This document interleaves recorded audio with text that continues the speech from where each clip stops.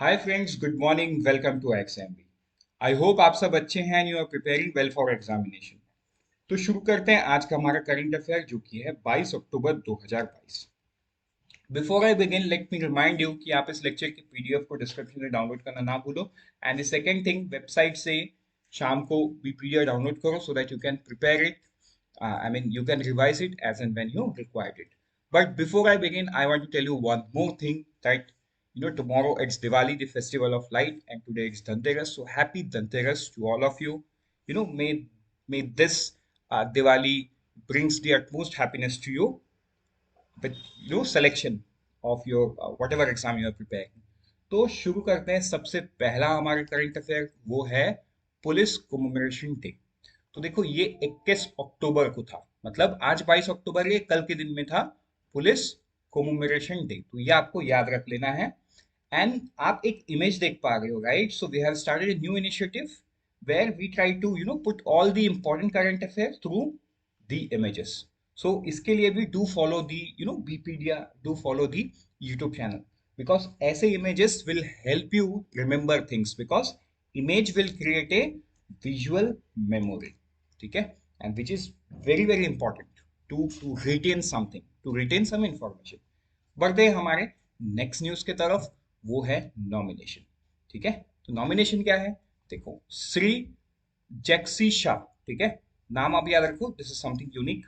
जैक्सी Shah, former chairman of CREDAI and founder chairman of Savvy group, has been appointed the chairman of Quality Council of India, जिसको हम QCI बोलते हैं, right? Effective period क्या है? Effective from 21 October 2022 to 3 साल, right? तो ये किसको रिप्लेस कर रहे हैं? He is replacing the former McKinsey India chief Shri Adil Zainulbhai, right? तो ये आपको याद रख लेना है। What is the name? New chairman, right? It's the Jaxi Shah. So let's move to the next piece of news, that is T20 World Cup souvenir. तो देखो, ये जो मिंट है, मतलब गवर्नमेंट ऑफ इंडिया मिंट, जो कि कोलकाता में है, ये यूनिट ऑफ SPMCIL, इन्होंने क्या लॉन्च किया है? इन्होंने लॉन्च किया है एक 40 ग्राम का सिल्वर कॉइन, जिसको बोला जाता है souvenir coin, right? 44 mm diameter with 999 silver purity colored silver on the theme World Cup T20, right? And let me tell you, right, इसको we as a general public we can buy it from their own website. ठीक है? हम इनके website से इसको खरीद सकते हैं। तो आपको ये ध्यान देना है, कई बार there can be a question कि इसको किस मिंट ने बनाया। So it's the government of India mint, Kolkata, पहला चीज।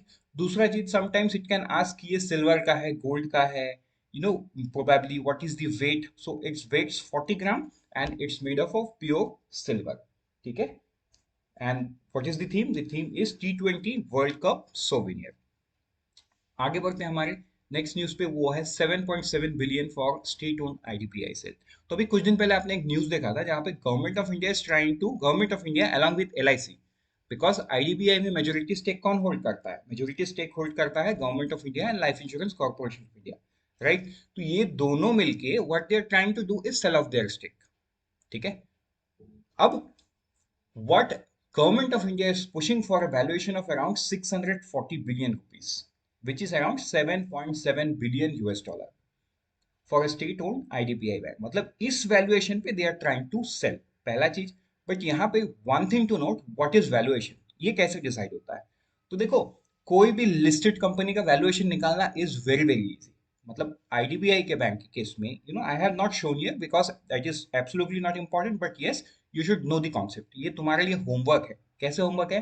तुम गूगल पे जाओ या एनएससी के वेबसाइट में जाओ एंड सर्च करो आईडीबीआई। आईडीबीआई का स्टॉक प्राइस जो भी है, ठीक है, स्टॉक प्राइस जो भी है multiplied by number of stocks they have sold. ठीक है? Number of stocks available in the market. ये जैसे ही आप मल्टीप्लाई करोगे आपको उसका मार्केट कैप, मतलब मार्केट वैल्यूएशन मिल जाएगा। या आप जब एनएससी के वेबसाइट में जाओगे आपको ऑलरेडी कैलकुलेट मिलेगा एस एम कैप। ठीक है? वो एम कैप वही डेटा है, अगर आप टोटल मल्टीप्लाई करोगे तो आपको डेटा मिल जाएगा। तो ये जो एम कैप है ये थोड़ा सा नीचे है, करेक्ट? तो इसका मार्केट वैल्यूएशन थर्सडे के क्लोज के हिसाब से, मतलब थर्सडे मतलब कल शाम के, कल के क्लोज के हिसाब से दिस इज नॉट मतलब कल नहीं, परसों के क्लोज के हिसाब से इट्स 5.8 बिलियन रुपीस। मतलब 5.8 बिलियन से government of India is trying to sell it at 7.7 billion rupees. मतलब this shows the premium of 33%। अब सवाल ये है, कोई इतने महंगे में क्यों ही खरीदेगा, right? तो yes, this question always reside when the market valuation of IDBI Bank is 5.8 billion as per demand and supply। ठीक है, मतलब ये तो पब्लिक ही डिसाइड करती है कि क्या होगा मार्केट वैल्यू, मतलब मार्केट की value through demand and supply of stock price. तो अभी ये है 5.5.8 बिलियन यूएस डॉलर, लेकिन वो बेचना चाहती है 7.7 बिलियन, तो जो कि 33% ज्यादा है।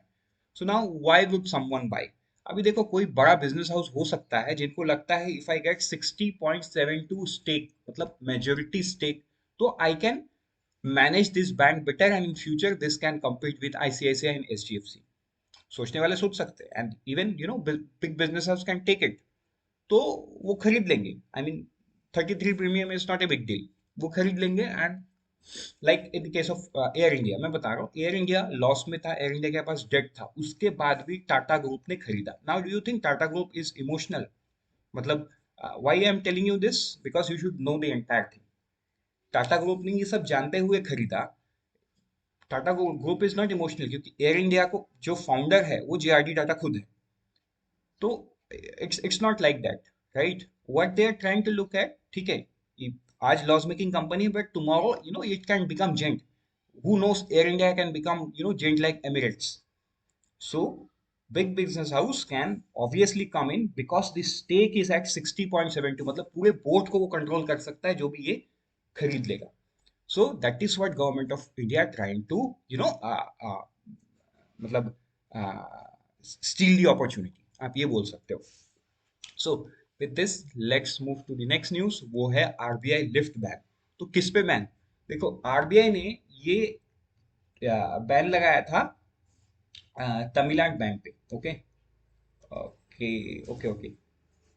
जिसका कुछ दिन पहले क्या आया था, तमिलनाडु मर्सेंटाइल बैंक, ठीक है, उनके ऊपर ये जो बैंक है 3 साल का बैन है, उन्होंने हटा दिया है। अभी कुछ दिन पहले ही इस बैंक का आईपीओ आया हुआ था। So as of September 15 at present उस बैंक की टोटल 509 ब्रांच है। 106 रूरल में है, 247 सेमी अर्बन में है, 80 अर्बन में है, 76 in metropolitan.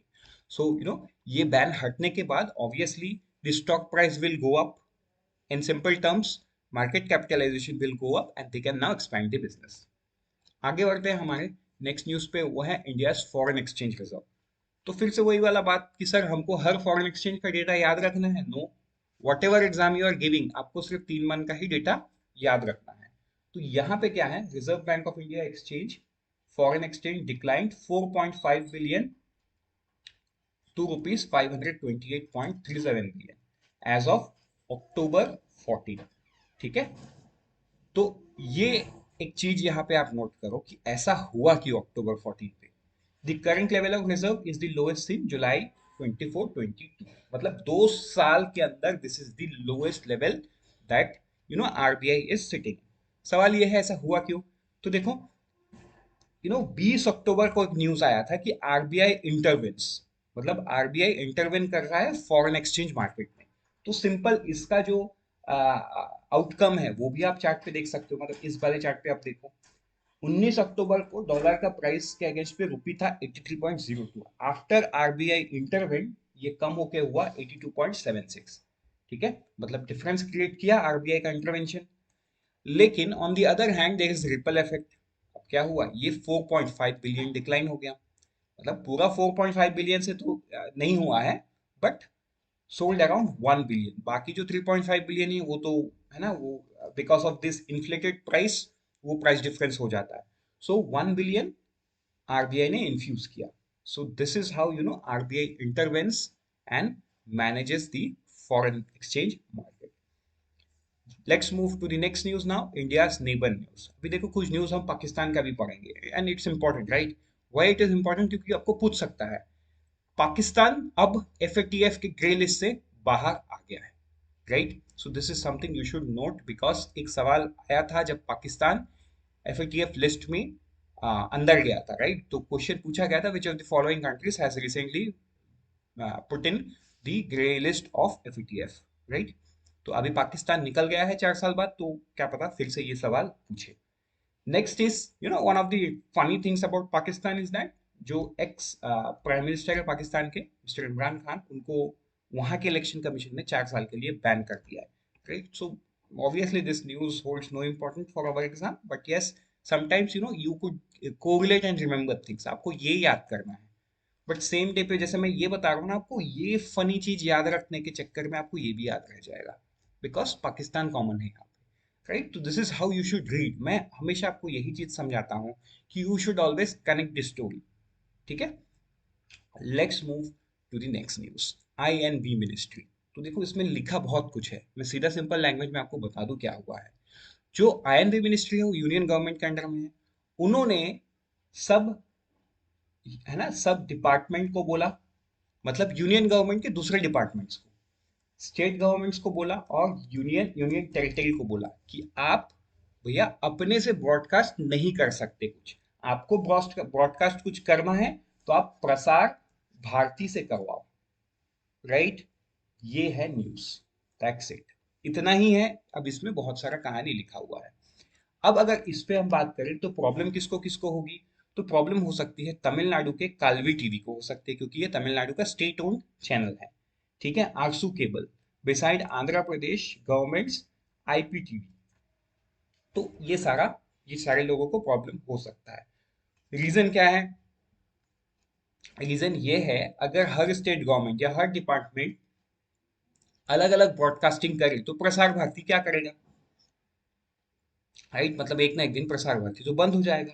So to stop that, union government through INB ministry ये बोल रहा है कि आपको जो भी करना है आप करो, लेकिन थ्रू प्रसार भारती करो, so that the you know it should not be lost, मतलब जो ऑब्जेक्टिव है प्रसार भारती का वो लॉस्ट नहीं होना चाहिए। दिस इज द न्यूज, बाकी तो आप पढ़ ही सकते हो।